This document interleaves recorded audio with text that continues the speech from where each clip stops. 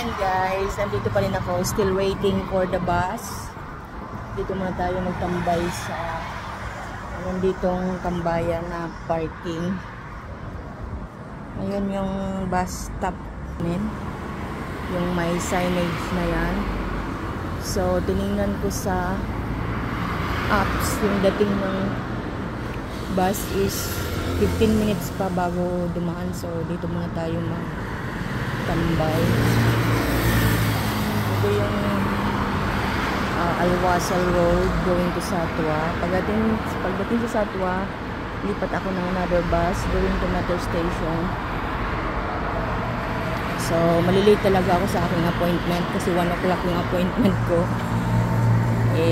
Late naman kasi na sila nag-inform sa akin na mayroon pala akong appointment ngayon.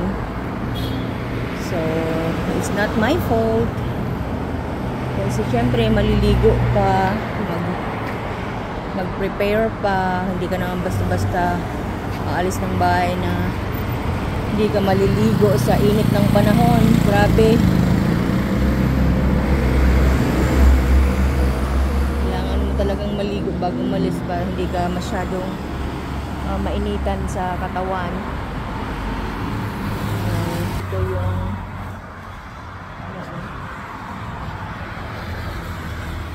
don't forget to bring your umbrella when you're going outside kasi sobrang talagang init, nakakapaso yung init. Siguro mga 44 yung init sa ngayon. Ayun, Wednesday may pasok na kami. Training lang for 3 days. Next week is umpisa na ng klase. Meron na kami mga bata. So, yun. Enjoy the rest of vacation. Kasi sasabak na naman tayo sa realidad ng buhay natin sa abroad. Yan, back to reality. Saway ng bata. Yeah. Ay! Muntik nang malayog ang aking,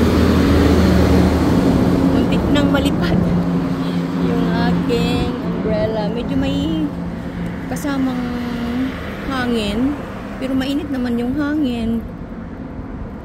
Saka malikabok. Sana dumating na yung bus ng early. Kasi 10 minutes pa bago dumating. Sige, maya-maya na lang ng konti at ayusin ko yung aking payong.